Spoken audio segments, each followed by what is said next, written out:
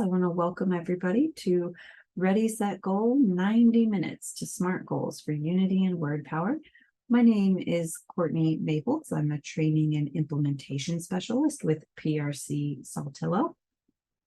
Prior to being training and implementation specialist, I was a consultant with PRC Saltillo. I worked in the Georgia territory, and I also am an SLP by trade. I've been an SLP for 14 years, working in a variety of settings from acute care to schools to private practice, vocational training programs, and everywhere in between, it feels like. And AAC has always been my passion in all those settings. I did just want to also make you aware of, I am joined this afternoon or evening by my colleague, Beth Wade Lefevre. She's going to be moderating the chat window for me, helping make sure I don't miss any of your questions or comments that come into the chat window. So let's jump into our training because we have a lot of material to cover. You can see the learning objectives for today are all really focused around writing really, really good goals. That's just that big overarching goal. So we're going to break it down into several areas, and we hope that you get a lot of useful information out of today. All right, last little housekeeping slide here, and this is just my disclosures. Since we are offering this course for ASHA credit, I do need to let you know that we are focusing exclusively on PRC Saltillo products and applications, and we're not going to include information about any other similar products or related applications. Disclosures, I am a PRC Saltillo employee, an employee owner of the company, and I receive a salary compensation. Non-financially, I am a member of ASHA and the Special Interest Group 12, which is for augmentative and alternative communication, and I am a member of USAC. Oh, all right, got through all those. I'm going to go ahead and turn my camera off now so that we can focus in on the slides. And let's get to the good stuff, the meat of why we're here. So we always like to start our trainings with a why. Why did we create this training? Why are we learning about this? Why are we focusing on this? And our consultants hear these questions, particularly these three questions, pretty frequently. Where should I start? What do I work on next? What does an AAC goal look like? Or even, how do I know what to work on? So the goal of our training here is we want to give you all the resources and ideas and somewhere to start. We really want to provide you with a framework for thinking about goals. And we just want to take a minute to acknowledge that AAC goal writing is often something that we hear people say is very difficult.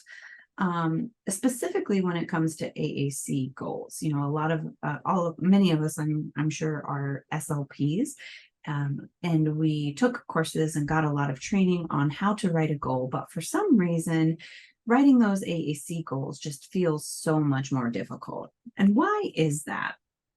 And it's a multifaceted answer. I think there's a lot of things that to that. There is somebody if you could make sure that you are muted, you keep kind of popping in a little bit. And I think it's somebody asking a question. So if everybody could just make sure they're muted. Okay, so getting back to why is it so difficult for us to write AAC goals and objectives? And maybe the first thing, the reason is that we don't know enough about AAC. That's always very possible. You could be a new to AAC SLP, and so you just don't know enough. We're glad you're here, and we hope you get that information. It could also be that we know that language learning is different for people who use AAC. We know that it's often not a linear process, right? And it can be influenced by a variety of factors. The AAC system, language experience of the individual. So because our goal is to follow typical language development, but because there can be sometimes splinter skills or language areas and skills that are different, that makes it difficult sometimes to write some AAC goals. There are also a ton of things to work on. You might just be overwhelmed by the sheer number, the variety of different things you need to work on when it comes to AAC. And how do you determine what is most important? Maybe going to our next point here, that you're having trouble writing goals because it's hard to measure progress sometimes with AAC learners. And this is true of other clients that we have as well, where sometimes the progress that we see and the change is so subtle that it's difficult to represent that progress in a goal. And this is especially true for our individuals using AAC and individuals with complex communication needs. It's hard to chart what the progress and what the goal is using our traditional goals and those formal assessments. They don't often detect that small change. And we also need to consider the environment and the partners. Those two factors cannot be overlooked. And how do we incorporate those factors into our goals? Now, in the training today, we likely are not going to be able to go over all the factors and provide all the answers, but we do hope to give you enough tools and information to get started, and really help get you on your way to figuring out these answers for yourself. So on the agenda today, over the next 90 minutes, what we're going to do is we're going to start out going over our framework.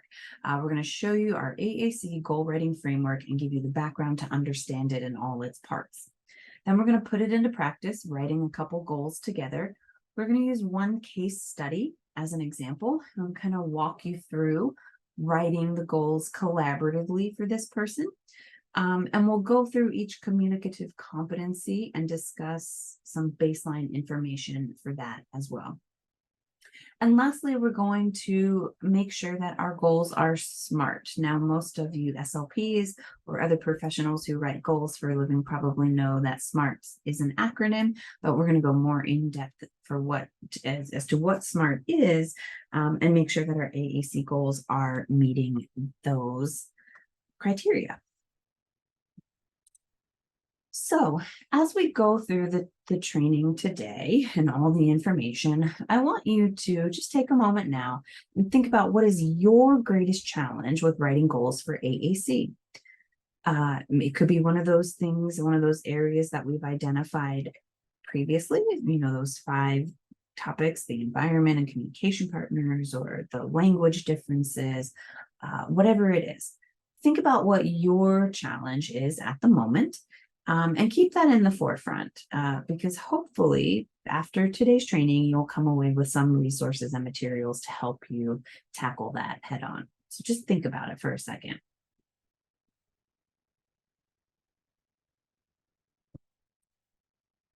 Okay, hopefully you've got your challenge in mind and what you really want to accomplish today. This is just a great slide because I think it's really important for us to remember that as we get started writing goals, we really, really do need to consider the individual. Goal writing was difficult for many of us to learn, and there's so many variables and factors, and it's sometimes tempting for us to really get into a pattern or create a bank of goals or a certain formula that we can apply. With AAC, that doesn't really seem to work because there's so many variables, as we've said, to their abilities and their practice and creating goals that are important for them. And one of the things that was really a big eye-opener for me after a few years was realizing that I really had to think about what they wanted to communicate. It might not have always been what I thought was best or what I wanted them to say, but that's really the crux of AAC goals, is really remembering that we are empowering them and giving them their voice. And so including their desires and goals in the goal writing process is extremely important. All right. We're going to use a little analogy here to help us go through our framework and help us make sense of goal writing for AAC. So in our framework, we are going to think about our framework as a GPS system.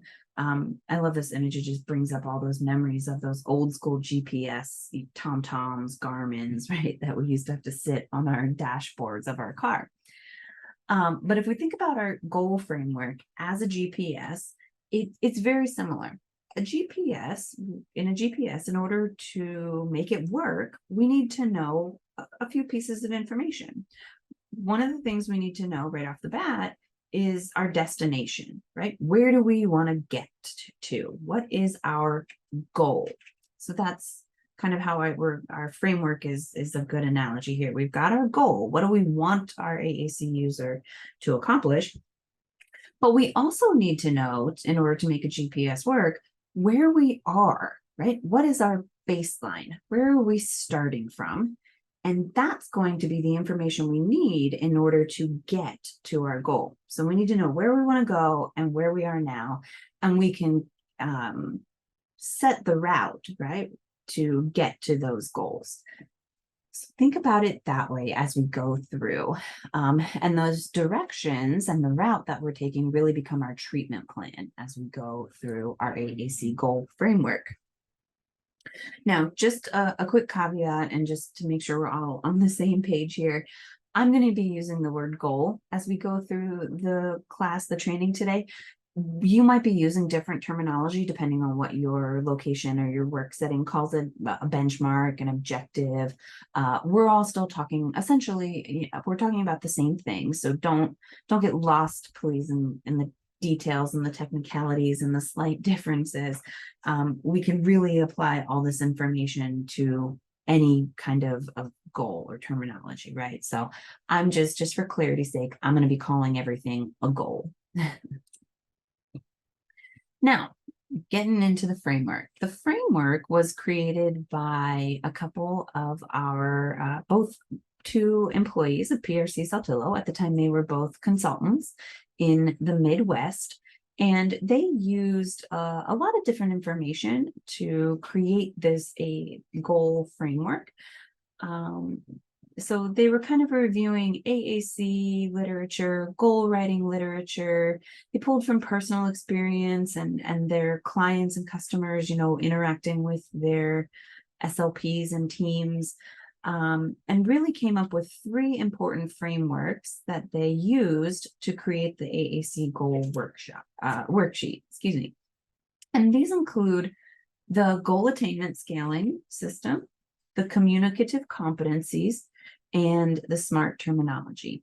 And so they kind of put all of these things into this funnel, and they, worked it out, and it became the AAC goal framework that you have available to you in the handout packet in AAC Learning Journey. And your email, you should have gotten a link as well to the handouts. So you can see, and we're going to go through each of these sections more in depth, that all 3 of those elements ended up on this framework sheet, and you use them all together to make sure that the goals you're writing for AAC clients are effective and are really what you want to be honing in on. So we'll briefly kind of talk about each of these sections. So starting with the communicative competencies. If you're not familiar with this is work from Dr. Janice Light. It's been around for since 1989, excuse me. And it really highlights that there are 4 areas in which individuals who use AAC must develop skills in order to become what she deemed at the time, relevant and dynamic and interpersonal and functional communicators. So you have to develop skills in all of these areas to effectively and efficiently communicate. And so those 4 areas are linguistic competency, operational, strategic, and social. We'll go more in depth about these, but just as a quick overview, the linguistic competency is the ability to use and understand language. Operational competency, it refers to the technical skills that are required to use an AAC system. The social competency is the ability to use and understand rules of interaction, and the strategic competency relates to the compensatory strategies that AAC learners use to overcome obstacles and prevent and repair communication breakdowns. So if you have sufficient language skills, you know how to use the AAC system, you have strategies to use when things don't work, and you understand the rules of interaction, you are well on your way to being a competent communicator. So therefore, when we are writing goals, it's really important to consider each of these areas for your client and identify those areas of weakness or skills that need to be taught and improved. Next is the goal attainment scaling, or the goal attainment scale. Now this tool will help you define and organize the path or those directions, the route you're going to take. It was originally developed by Kirasuk and Sherman, and it was a way to measure behavioral change in the mental health field. It has since, and this was back in the 1960s, the late 1960s, it has since grown in popularity in other fields, including geriatric populations, early intervention, OTs use it, and more recently, in the last decade and a half-ish, it's become more popular and more frequently used in speech and language therapy. But it's really a way to measure progress towards behavioral goals and objectives where the outcome criteria using, a number of trials or percentages do not clearly capture progress. So it helps measure and compare progress across goals. And this really hits to that point we were talking about where sometimes subtle change is difficult to measure. Goal attainment scaling really helps us capture that more closely and be able to talk about the changes and progress we're seeing. So with the goal attainment scaling, we have several layers, several levels. So you have level 1 is your baseline. That's our starting point, okay? And we always need to know where we are starting from, as we said. And then level 3 is going to be our expected destination. Okay, so where we are given our timeline and the setting that we're working in, where do we hope to get to? And level 5 is our long-term hope, what would be the best possible outcome. Now, as a note, long-term or best possible outcome doesn't always mean 100% accuracy, right? There's very few situations in which this would be an appropriate level of performance. There are a few, right? When it comes to safety, crossing the street safely, we always want people to cross the street safely. But for most of our goals and things that we're writing, 100% accuracy is not something that we're looking for. That's not the ultimate goal. So really, when we're thinking about what our goal attainment scaling is, we need to know, where are we today? Where do we want to be in the future? And how are we going to get there?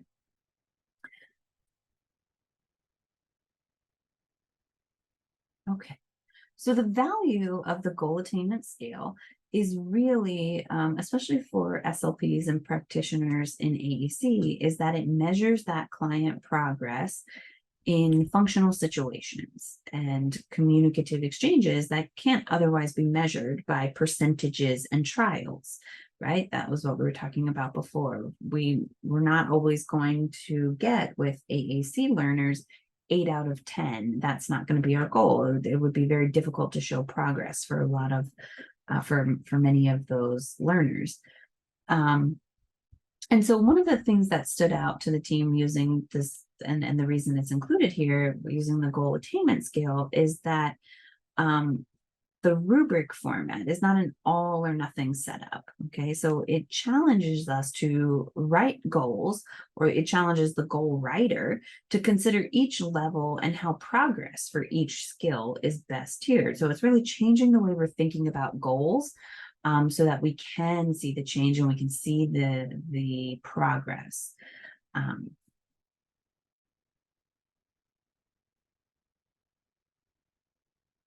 All right, and the last area that we want to focus on is making sure that our goals are SMART. Now, for SLPs, you probably know what this means. If you're a parent, I do see there's a couple of parents in the audience today. SMART stands for goals that are specific, measurable, agreed upon, realistic, and time-bound. Now, this SMART check was purposefully positioned at the bottom of the form, as the initial focus on creating our goals is really getting the content of the goal, right? What is it? Where do we want to be? Where are we now? And how are we going to get there? So the SMART then helps us fine tune our writing to make sure that we have really all of the necessary components to make sure that our goals are going to be good quality and achievable and, like we said, realistic. So, and this SMART framework is, something that we use for all of our goals, really, when we're writing goals. So those are the 3 parts that make up our framework. Now you know a little bit about it, how it was created, and we're going to walk through creating a couple goals. But before we do that, we're going to use our case study for the day, and we're going to be using Matthew to write some goals for Matthew. So I want to introduce you to Matthew. Matthew is a 6-year-old boy with autism. He uses a NovaChat 8 with WordPower 60 Basic. He has just received his device about 2 months ago. He really benefits at this point in time from continual aided language input. He really does well with gestural prompts. So when somebody points to something or points to his device, he also really has some preferred activities that really engage him and are motivating for him. Matthew's fine motor skills, his vision, and his hearing are within normal limits. They're not concerns at this time, but he doesn't like loud noises. That is one of the things that can cause some behavioral reactions. Loud noises are an antecedent for him, for some behaviors. Let's see, he has about 20 signs and 10 words that he uses to communicate right now. His receptive language skills are below the average range, but he does follow multi-step directions with reinforcement. And yeah, expressively, as we said, he has 20 signs and about 10 word approximations. So that is Matthew. Those are the clinical view of Matthew. But this is the really important stuff to know about Matthew.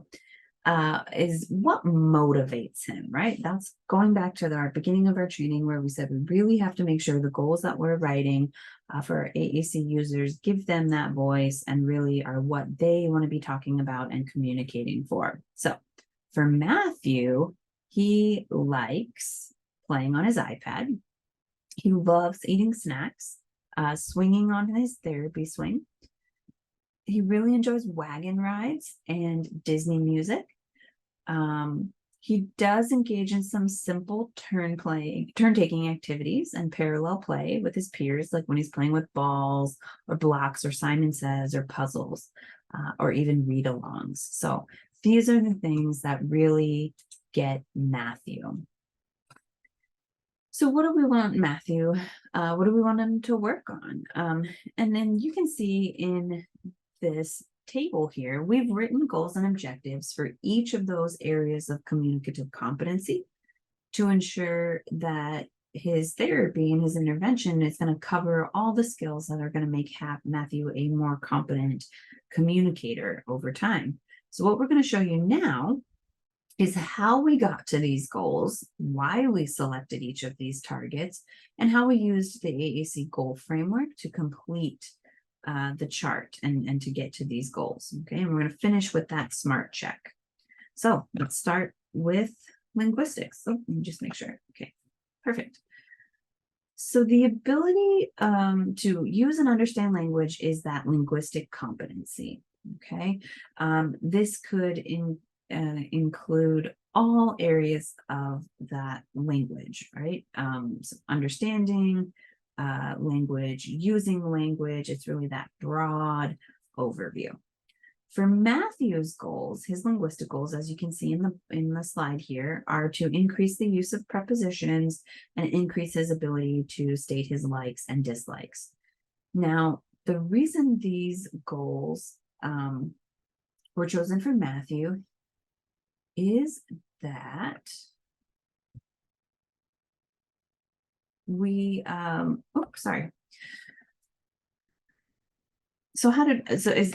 let's go through explaining how we got to these goals. So we use those tools that were available to us to really hone in on, and what we knew about Matthew to really hone in on using prepositions and stating his likes and dislikes. And there's quite a few tools, so we want to make sure that you are aware of them. If you want to, in the chat window, what is one tool you use to determine typical language development and guide your language goals when you're writing goals for your clients? Before I tell you, we have an hour left. We have time. What are some tools if we want to chat them out in the chat window?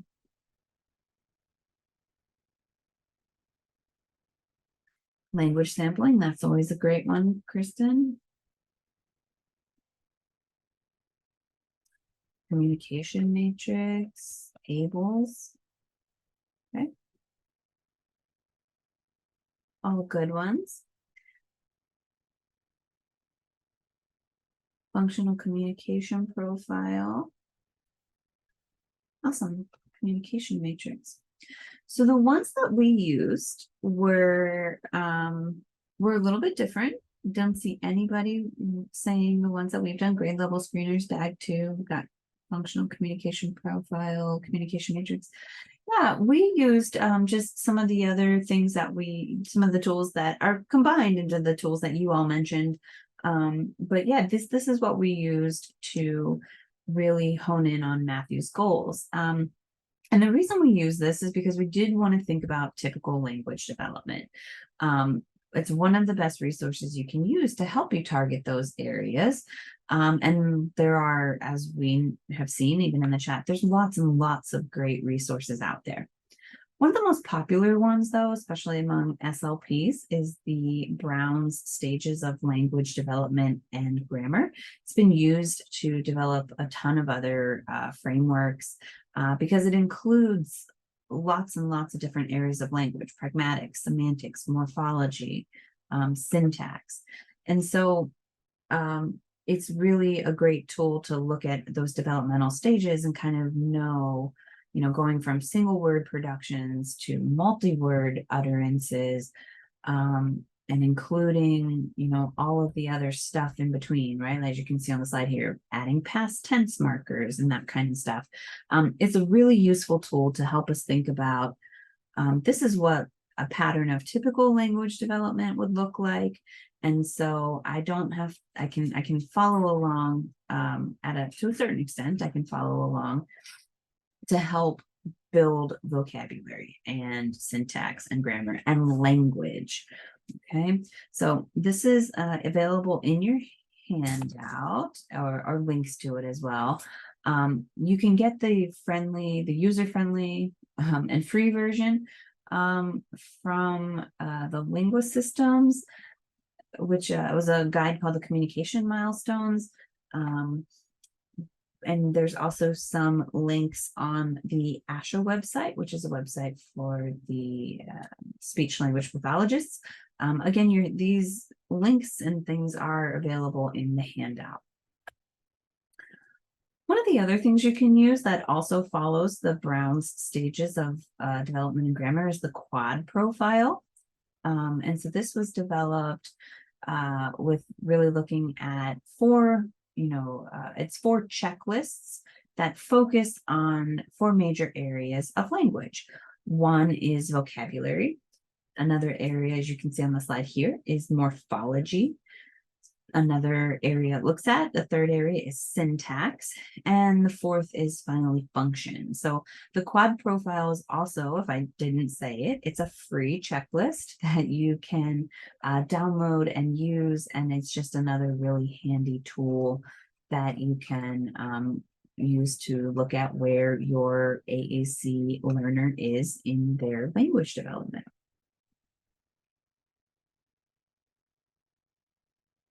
The other tool that we used, and we've mentioned it as it being part of the framework, but it's also a useful tool to really think about focusing on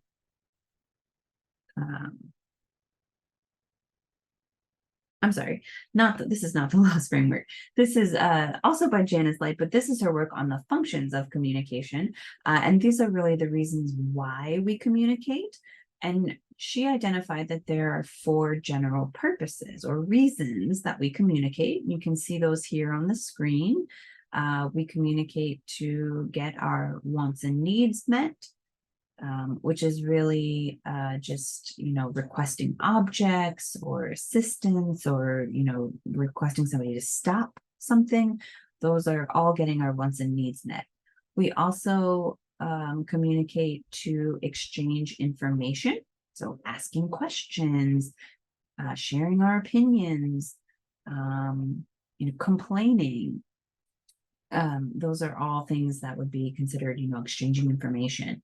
And then finally, we have developing social closeness and fulfilling social etiquette. Now you can see at the bottom there that those two are the same color. And that is because on the handout that we're going to give you as a resource, we've combined those two. And the reason is for that is if you look at the research and you look at what those two areas entail, they overlap a ton. They're not the same thing. There is a slight difference in function, but they are so close to each other that for our purposes, to simplify things and help us think about the various number of reasons that we communicate, we've combined them into one category because they kind of help do similar things when we're doing these functions. So when we're for social closeness and social etiquette, things like greeting and closings, teasing family members, friends, taking turns, expressing feelings, they depending on the context and the situation, they're fulfilling both categories. So as we said, to simplify, we've put them into one category. And this is just a brief overview of all of the reasons that we have for communication. This is on a form in your handout, and it can serve as a place to start thinking about all those different functions. Now, it's not an exhaustive list, so if you think of another one that you wanted to address, please don't think that these are the only things that you need to address, but you can see that it targets those different areas and the different functions and reasons why we communicate. Here you have the communicating wants and needs and all the things we've said before. So requesting foods, drinks, toys, attention and activities, exchanging information, as we've said, asking that question, sharing and showing objects, even labeling, sharing personal information could be a form of exchanging information. And then lastly, that social closeness and etiquette. So making sure that you are developing and maintaining those relationships. Another thing, if you are thinking about the functions of communication, you can also use the quad profile. As I said, there is that one checklist that really focuses on those language functions. And they're divided into 7 basic types of communication and different 7 functions. So you can take a look at those and use the quad profile as well, to really think about the functions. Okay, the other thing we want to draw attention to is as a way to measure linguistic competency is core vocabulary. As you probably know, core vocabulary are those words that make up the majority of what we say, right? Out of the thousands and thousands of words, there's that small group of words, 250 to 400, that make up 80% of what we say. And we know that core allows for us to be flexible and generate novel utterances.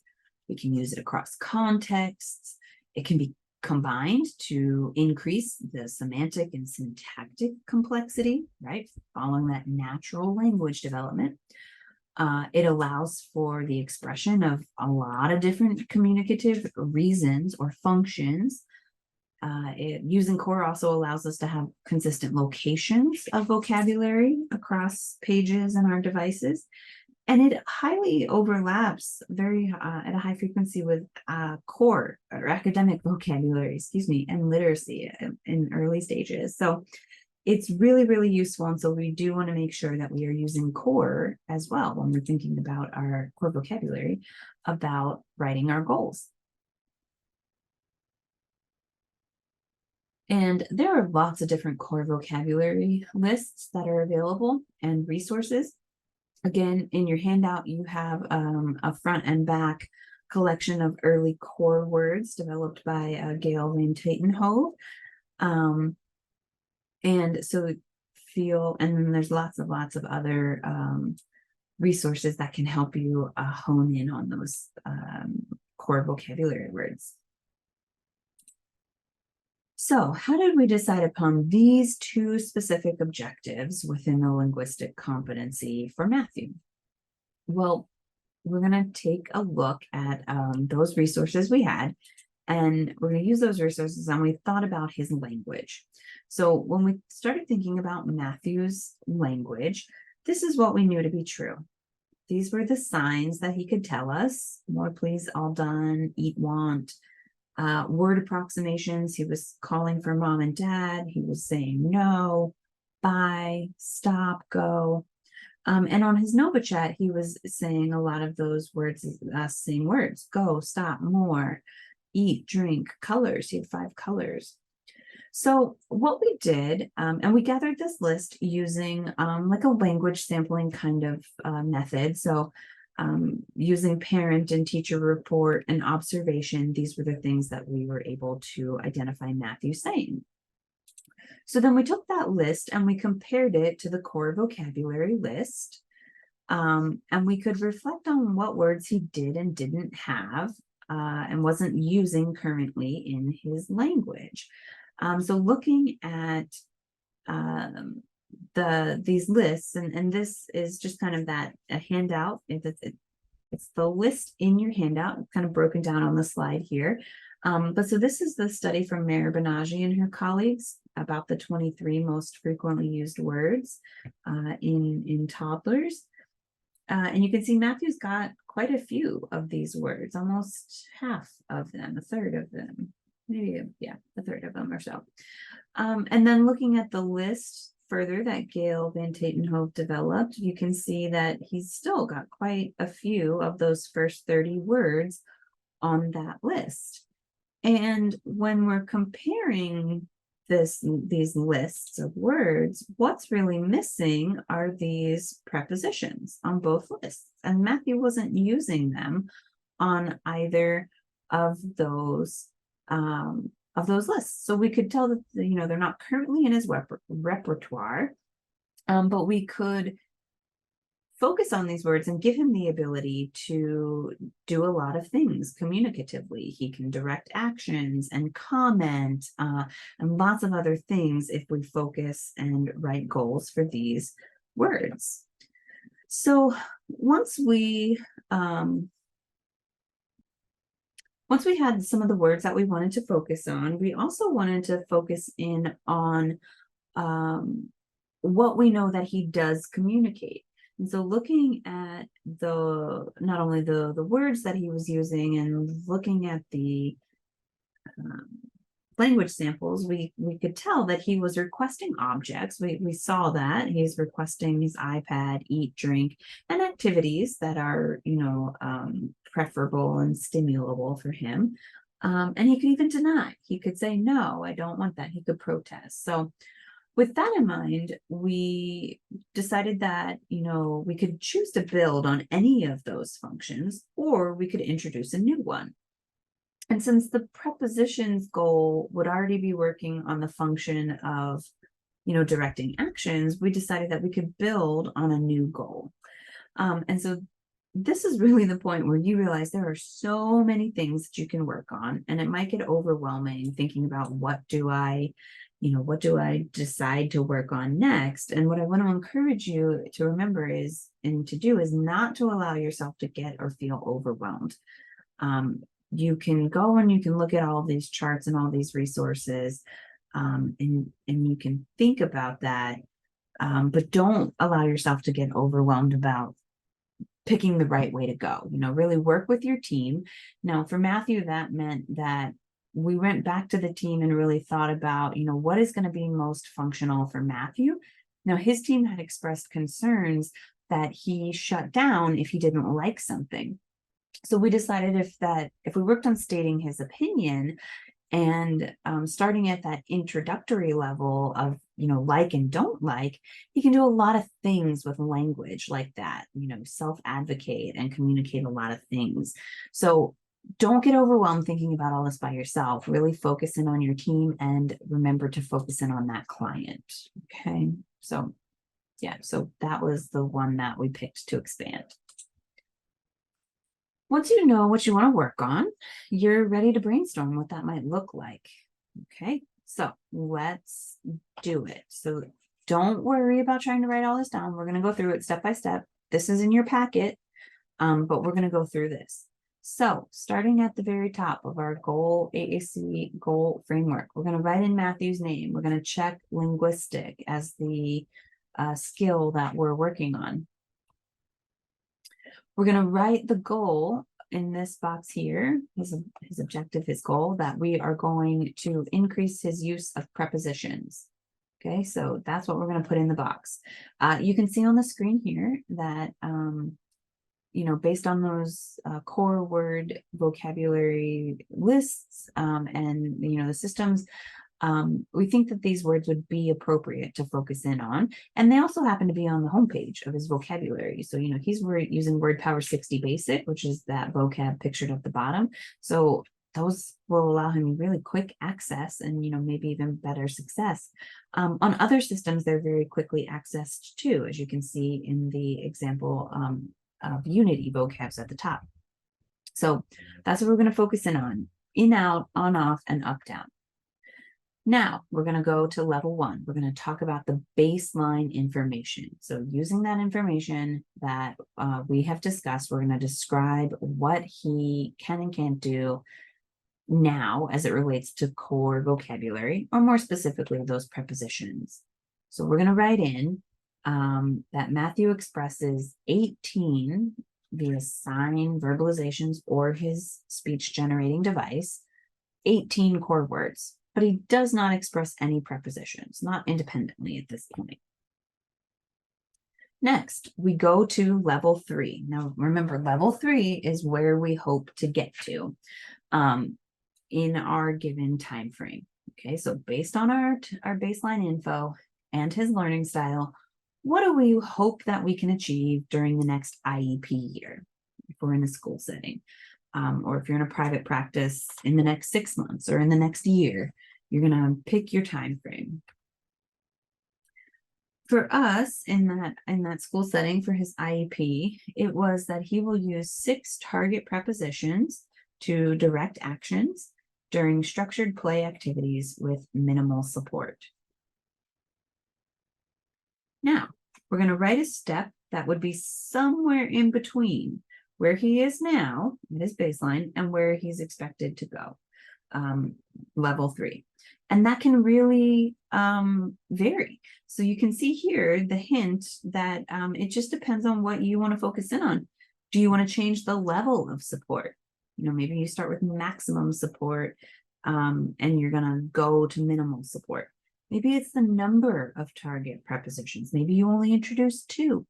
Maybe you introduce 3. Or maybe it's the number of different activities. It's really up to you how you measure that change and what that looks like on level 2.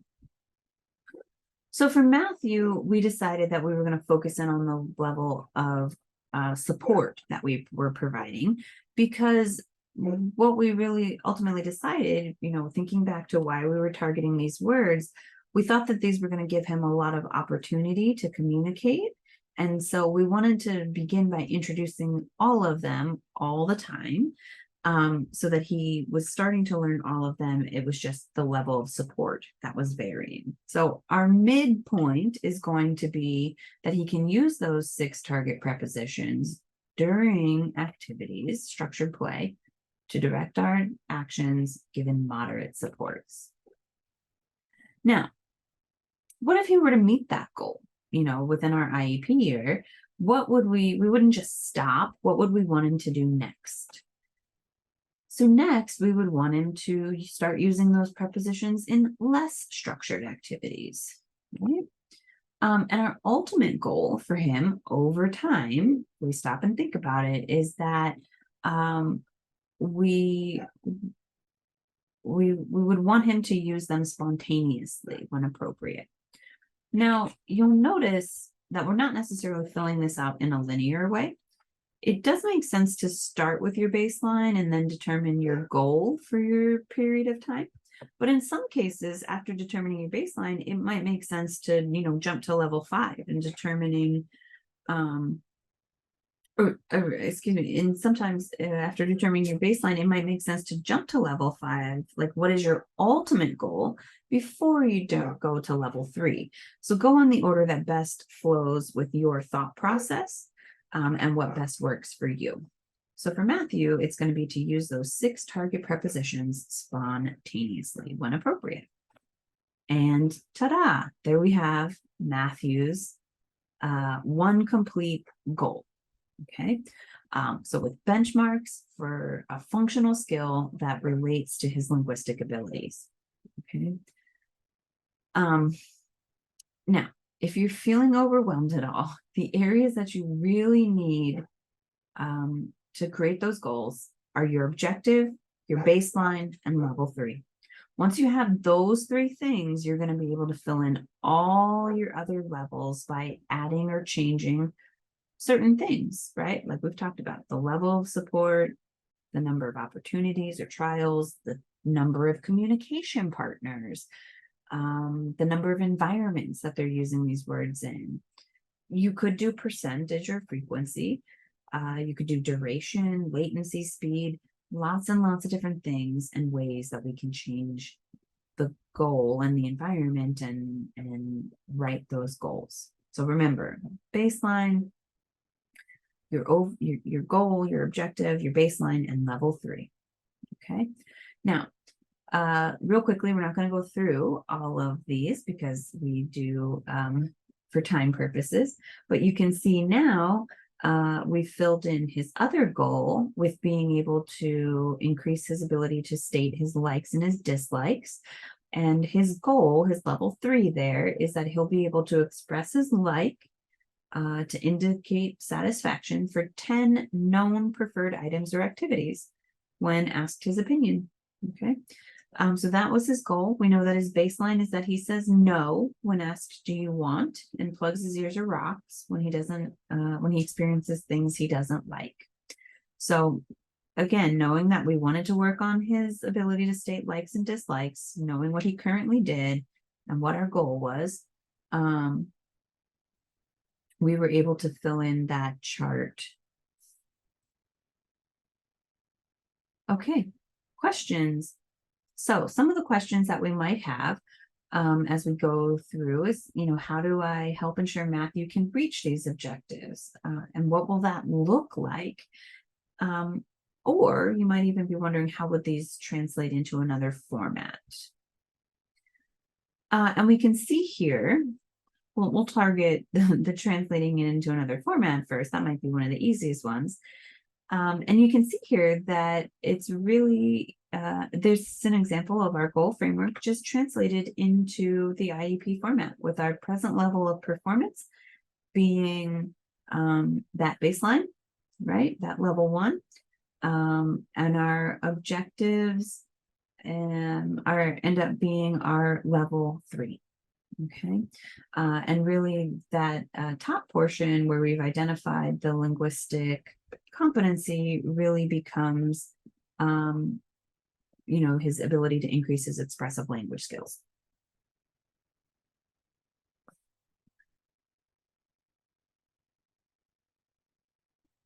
Apologies, I forgot that there were animations.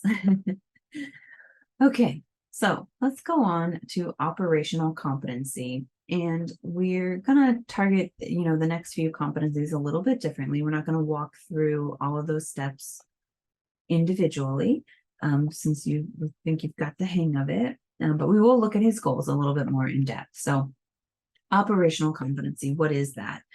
So the operational competency skills involve skills in the technical operation of AAC strategies and techniques.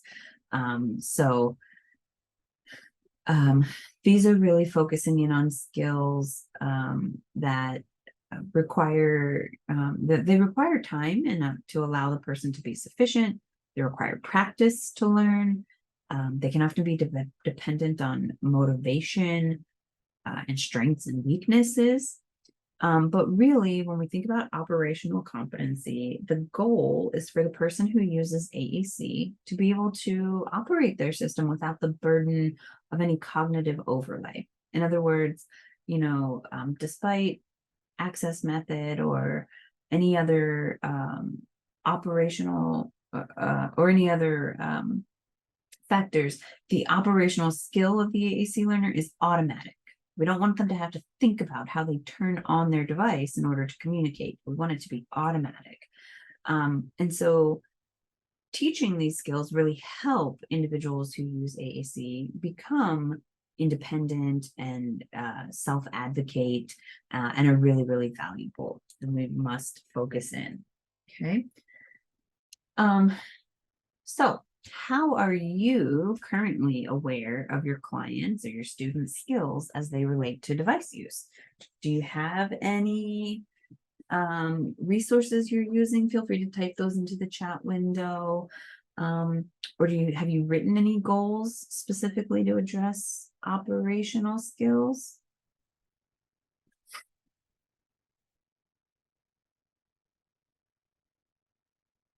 Courtney, you can chime in on this question.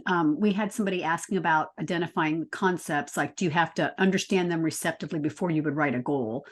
And so my comment to that was you could write a goal that, like if you're talking about a preposition, that they follow directions with the preposition, but then you could write a goal, they would state the location of where something is. Yeah. I mean, that does seem to, that follows, what we talk about with typical language development, right? That we often understand things before we can express them often, right? So I would agree with that, we would be, if they weren't understanding any of those prepositions, we could be targeting that as well as a receptive language goal.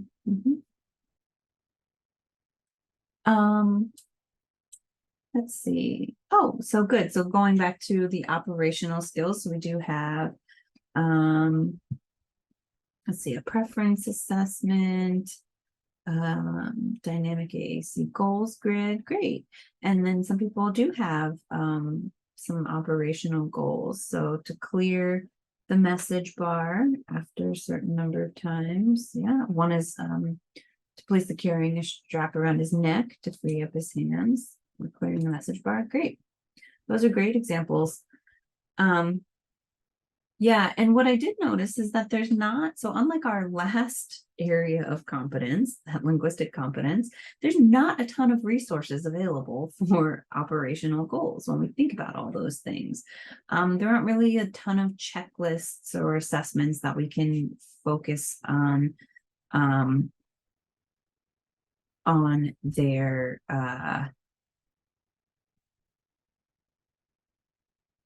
operational skills. Sorry, I was following the chat window. And yeah, just lots of good comments there that, being careful that we don't learn that you as operational, having that clear button is not part of the motor plan, that sometimes we say a word and then we automatically clear. It's it's a fine line. Good point, Beth. Thank you. So what we have created and this is available in your handout. Again, this is not an exhaustive list of all the operational skills that you could possibly work on. But we did have this little brainstorming tool of some of the different areas that fall under the operational competency that you could target. So let's take a look at the different sections that we have brainstormed, and you can feel free to add to this list if, as you work with clients. So the first one is charging the device. Lots of these are a few different examples of what that might look like. So for example, charging the device doesn't mean that the person has to physically plug it in, but maybe he or she is able to recognize that it's dying and tell somebody, or so they can recognize the signals, right? Or they can check the status of the battery, or they could bring it to a special charging station. So it doesn't necessarily mean that they have to be the one plugging it in, but they are in some way recognizing the battery and the operational component, that their device is about to not work anymore and it's about to not operate, and they need to communicate that or get it charged in some way.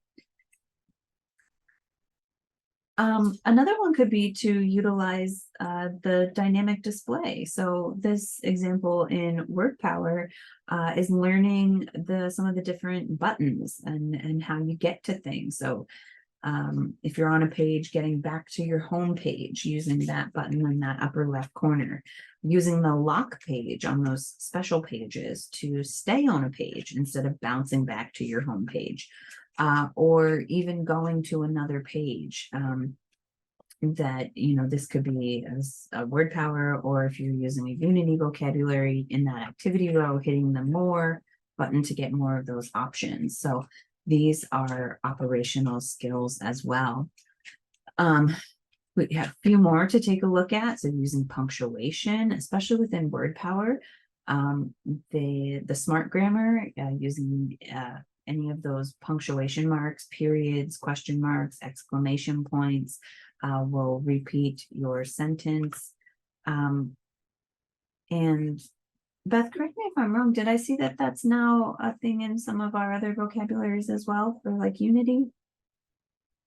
I'm not sure if that's been released yet. I know that's in the works. Okay. So maybe it's coming, everybody. Clearing your message from the speech display bar, as somebody put in the chat window, and we've talked about some of the good and bad things on that. And then we talked about that lock page button. All right. Some of the other operational things would be to customize, being able to learn how to customize your device and add vocabulary. Now, again, this is probably later on in your AAC learners stage of development, being able to add their own vocabulary, because as we can see, there's quite a few steps from choosing where to put it, choosing the image, that kind of thing. But certainly something to think about, and a goal that you might want to achieve over time. Okay. And some of the steps that you could use to get there, to independently putting that device into the new word would be, at the very basic level, identifying, when you can't find a word and that they need help finding a word.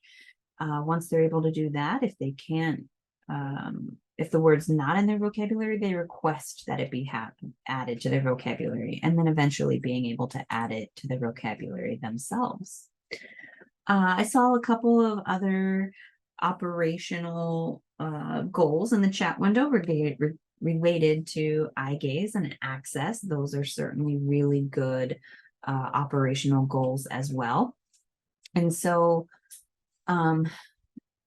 lots of things to think about there. So we often, focus a lot and significant energy on visual access in the beginning, making sure that we have a mount for a wheelchair, or if they're They need a high or low contrast visual display. But we also know that we need to focus on more minor adjustments to be able to access your device, from the lighting in the room or the positioning of the device. A good example of this is, was working with a young boy whose screen display was set to go to sleep after 2 minutes. And the teacher said that he never seems to use his device and always has to be prompted. But during an observation, it was realized that it might be the fact that his device was going to sleep every 2 minutes and he didn't know how to wake it up.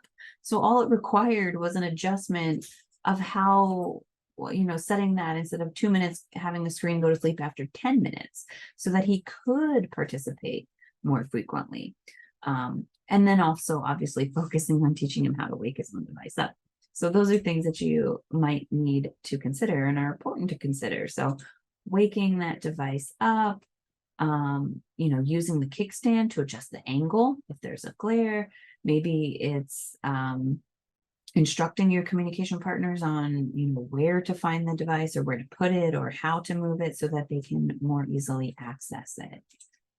So those are some of the minor things. When we think about some of the more major things related to access, there's obviously lots of the major things, right? Direct selection, head tracking, eye tracking, or using switches. But whatever our access method is, we want to make sure that we're thinking about, increasing our speed, increasing our accuracy so that we can increase independence. And again, these don't all have to be done all at the same time, but they're just things that we want to make sure that you're thinking about. So some useful resources for you, and the links are in your handout. Again, Linda Burkhart's 2 Switches to Success is a great handout for really looking at switch use. And Jane Corsten and her course, Every Moves Counts, Clicks, and Chats is another great one if you're working with individuals who need alternative access methods and you need some more information there. So, anybody have any idea what skills we selected for Matthew? Let's see if you were right. So the ones that we selected for Matthew, since there weren't any of those formal assessments or checklists, we kind of went through our brainstorming tool and we highlighted the things that he was doing and made comments about his skill level. So what could he do now? He could, locate the volume within his device. He could navigate to and away from vocabulary pages. He could clear his speech message display bar. He could wake up his device, he could position it, and he could get it out and carry it around the environment. But when we really thought about the effectiveness of it, of what he was doing, we noticed that some of the things, like getting his device out and carrying it around, was really an emerging skill. And that waking up his device and turning it on as a whole thing was really a new skill, but it would definitely help increase his effectiveness of communication.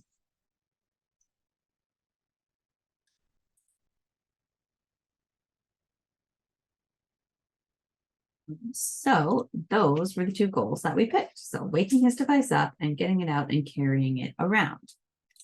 And once we used that brainstorming framework, knowing where he was at baseline, what he was and wasn't doing, and what our goal was, we were able to fill out all of the things, all of the levels. So a couple notes about operational skills. They might not always be listed as part of an IEP or even a speech goal, but they should still be part of your device plan. Okay, that should be part of that long-reaching part of the communicative competence of AEC learners. It should be something that you are working on, even if it's as a soft skill. So again, you might not have a formal goal written for these kinds of skills, but it's definitely important to consider them and make sure that you're focusing on them so you don't wind up with an 18-year-old who can write you poetry but doesn't know how to turn on their book, their AEC device, excuse me. And it's some funding sources do in fact look for operational skills that a person can complete. So making sure that you're really just keeping the goals and your framework well-rounded. Now, let's take a look at the social competency. Social competency skills are highly context dependent, okay? And they have to be evaluated within the context of communication. Because as we know about social skills, it is about connecting with people and it's related to the situation that we're in. Matthew's social goals that we identified were to be able to use greetings to initiate a conversation and ask social questions. So let's think about typical social development, and we'll get to how we got to Matthew's goals. So just a quick sidetrack here. We're going to talk for a few minutes about social thinking versus social skills. And there's a lot of different definitions of what social skills are, but I think of them as the abilities necessary to get along with others and to create and maintain satisfying relationships.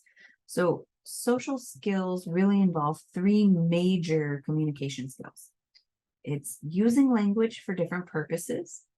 It's changing your language to according to the needs of the listener or the person you're communicating with.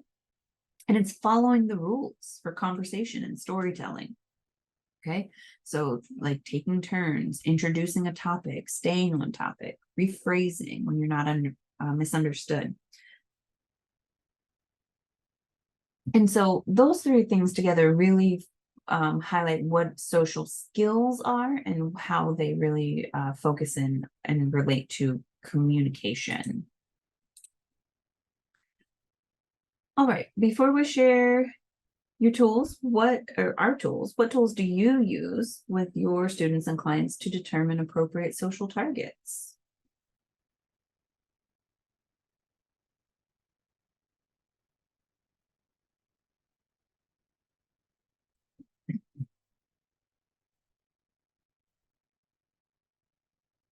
Okay, Kristen says things they're starting to do but don't have language for. That's a good place. So, yeah, maybe they are using some non-verbal or non-speaking language. We can give them those words in those situations. Parent interview and goals. That's a good one too, Brianna.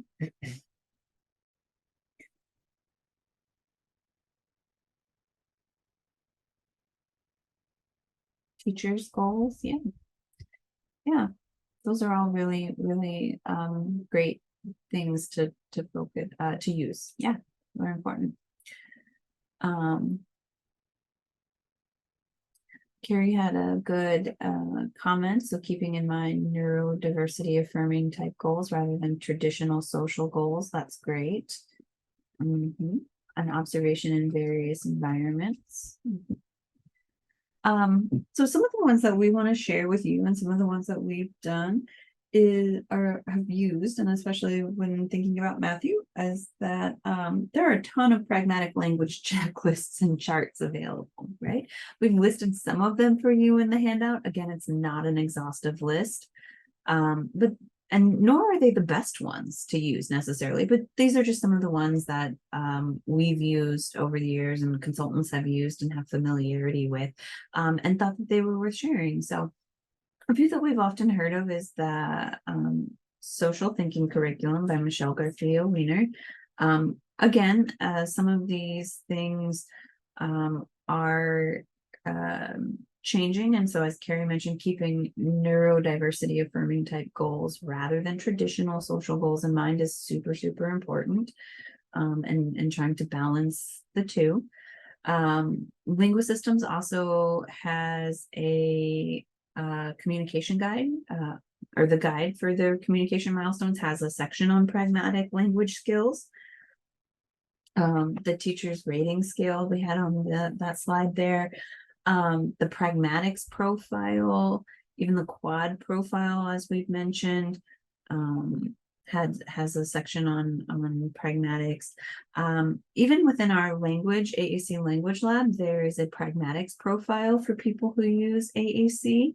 And that came from the ACE Center, was originally developed by Hazel DeWart and Susie Summers, and it's been, used extensively by SLPs throughout the years from the late 80s.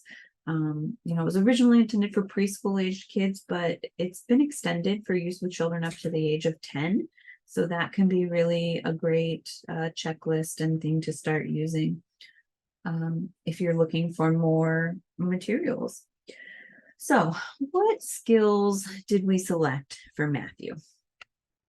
So we could choose from any of those number of different pragmatic language checklists that we've just gone over. And, we could highlight where he's currently demonstrating skills, select our skills based on that. We could also reflect on his interest and his friends. But in this case, as Matthew moves to more functional communication and functional skills, we wanted him to be able to ask and answer questions. So we decided to include using greetings to initiate a conversation as one of his first targets in the area of social competence. We decided that if, we couple this with asking social questions, we can encourage conversational turn taking. So we're really getting a lot of language and communication and interaction by focusing on having him initiate conversation and then ask questions. So, and the good thing about that is that it really highly overlaps with some of the vocabulary. My apologies, my dog is whining in the background, if we can hear that. And my slide appears to be a little bit off. But what we are highlighting here is that the ability to use social greetings and words is very easily accessed in a lot of our vocabulary systems with 1 or 2 button pushes. So being able to say hello, goodbye, once you click just that one button. In WordPower, we have very similar things as well. After just 1 or 2 button pushes, you are able to access those communication words very quickly. Then you have access to say good morning, goodbye, what's up, all of those different things. Okay, just one more example of looking at Unity and that activity row and all the things that you're able to say. This is looking at our question words, just pushing that one question button. You're able to get access to a lot of different question words, and you're able to communicate those very quickly. WordPower is very similar.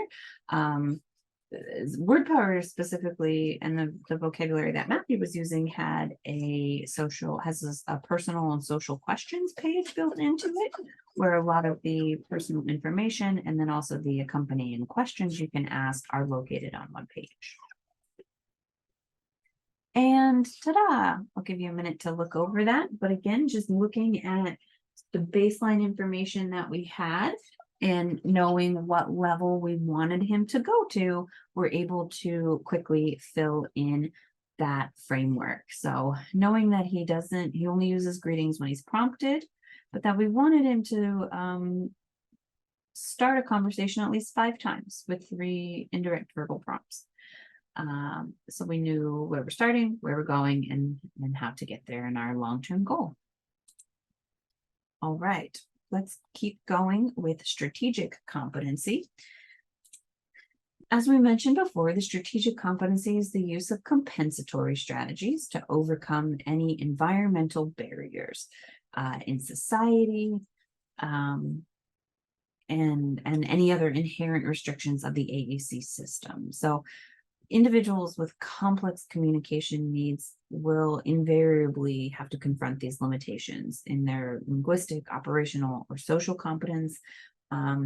And so because we're using a different type of communication. So because we're using that and there are these barriers, we have to develop some coping strategies that allow them to bypass these limitations and make the best of what they know and can do. So with Matthew, the two strategies that were targeted were to use introductory statements to explain his device and repeat a message when he was misunderstood.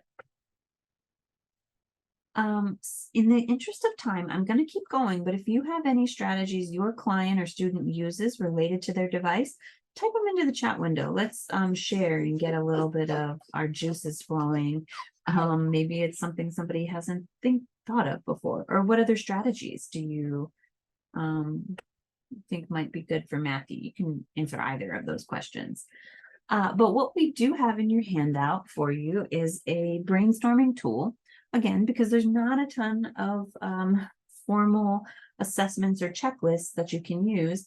So it's just a brainstorming tool that's not an exhaustive list of some environmental barriers, restrictions on the AAC system, those social barriers, linguistic barriers, or any operational barriers. So there might be times where you decide to wait to focus on strategic competencies, or there might be times where focusing on strategic competency is the most important. So you really have to, again, keep your client in mind and what is the goal. All right, so some environmental barriers that we might think about would be volume. So using strategies to use your device during during varying environments, right? If you're in a loud environment, knowing how to turn the volume up. If you're in a quiet place, knowing that it doesn't need to be on the loudest volume.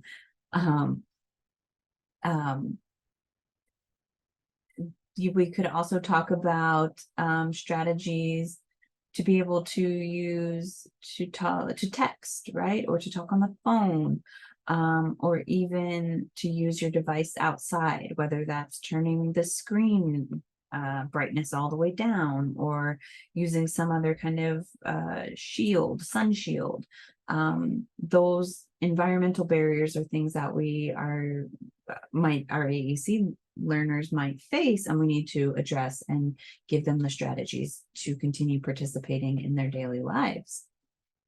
Looking at some of the social barriers, you might have to teach them specifically how to repeat a message when they're misunderstood, or asking a communication partner to slow down, or use other strategies that might help the AAC learner communicate. They might have to advocate for themselves.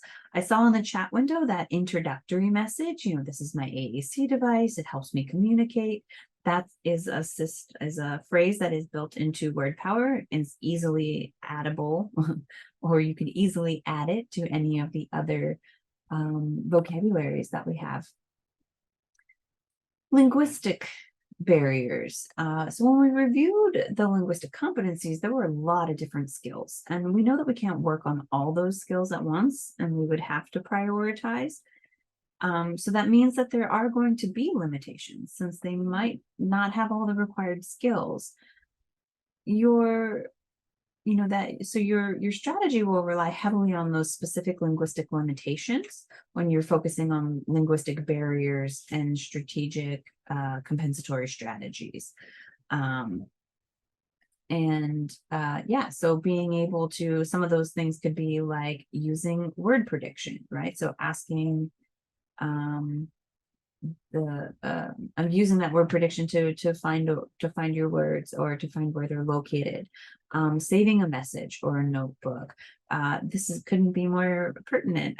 We just had a comment in the chat window that their goal, or their focus, is having their client use their device when his message is not understood, because he has some vocal language, but is difficult to understand what he is speaking. So using his device to repair that communication breakdown, or even repair a communication breakdown using your device.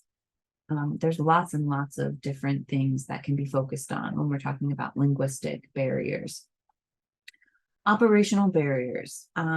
In order to obtain communicative competence, we must remember that that individuals with complex communication needs may rely on a variety of strategies to overcome those constraints. So sometimes they might use telegraphic messages to enhance the rate of communication. They might ask partners to guess messages that they're spelling when they're feeling fatigued, or to reduce fatigue. We could use operational or light tech boards when needed, as a way of always having access to your words, right? If you're in the pool or whatnot, using some alternative means, or learning how to indicate that you made a mistake on your device. So for Matthew, we determined, we needed to determine what his restrictions and constraints and the barriers were on him that were impacting him. And in thinking about him and his limited language, we thought that the linguistic constraints might be one appropriate area to consider as a strategy to focus on. And another area for him that was difficult was social interactions. And we saw that we targeted that before. So we considered, therefore, thinking about all these things, we wanted to consider some strategies that would facilitate his social interactions. So we can see how all of our goals and really looking at him big picture are kind of coming together. So here are the two possible objectives for Matthew that we came up with, which were to use those introductory statements, again, to explain his device and repeat his message when he was misunderstood.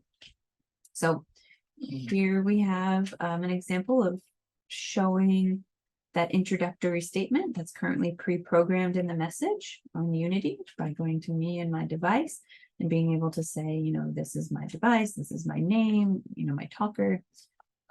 Same thing in WordPower. So writing that goal for him. So the goal for him was the complete ultimate goal for him was to use that independently. And so here we go, all completely filled out. All right, let's play Name That Competency before we get to the last part of our training today. So we've got 4 minutes left. All right, so what I want to do is I'm going to give you an example. I want you to write in the chat window whether it was linguistic, operational, social, or strategic. So use a pre-programmed sentence to repair a communication breakdown. Is that linguistic, operational, strategic, or social? Good, strategic, good job. Okay. How about independently navigates through a vocabulary file?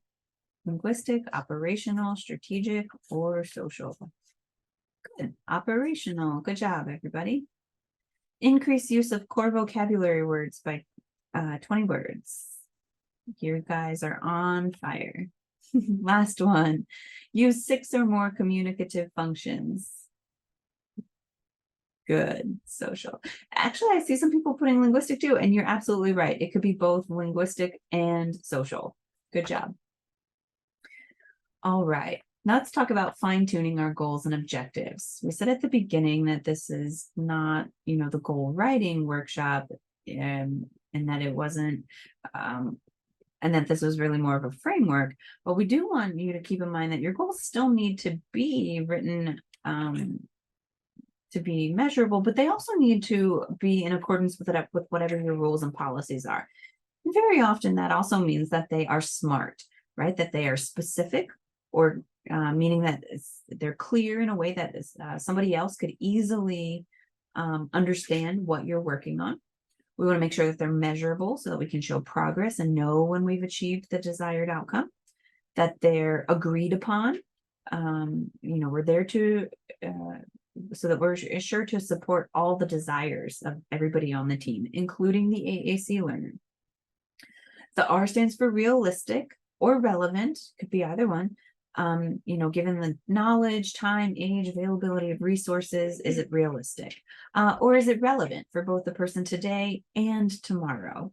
And that they're time-based. We want to make sure that we know how much time we have to work towards it, and that it's a manageable goal, that we could actually get there.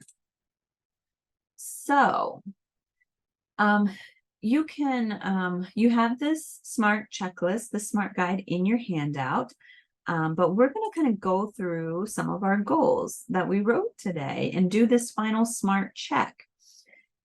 Now, the first goal we wrote today, Matthew will use 6 target prepositions to direct action during structured play with minimal support, is not really, it's not currently a SMART goal. And if we go through all of the markers, is it specific? We might want to change minimum support, because that could vary from person to person. We might need to define what that is. Is it measurable? Yeah, 6 prepositions. And we've defined what those were. Is it agreed upon? Yes, we did that earlier. Is it realistic? Maybe we might want to add that those structured activities maybe be more motivating activities so that we could keep it realistic and relevant. That might make a difference. And is it time bound? So the wording here is not, but we had a date, but we had a date indicated on that goal form. So you could write that into the objective, so by May 2018 or whatever date, Matthew will use 6 target prepositions to direct action during motivating structured activities, giving it aided language input and an indirect visual cue. So that makes it specific. It makes it time-bound, measurable, and realistic. All right, so you have in your handout, and then 1 minute over, if you are an ASHA SLP looking for that CEU credit, you have met the goal. So you're free to sign off if you don't have time.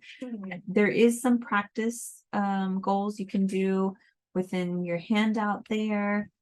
But we hope, if we think back to the very beginning in our analogy of what our training was today, hopefully you've gotten some ideas and resources that will help you answer the questions of how do I get where I want my AAC learner to be with all these different things that are available to us. So if there are any questions, I'm happy to stay on for a few minutes and answer them.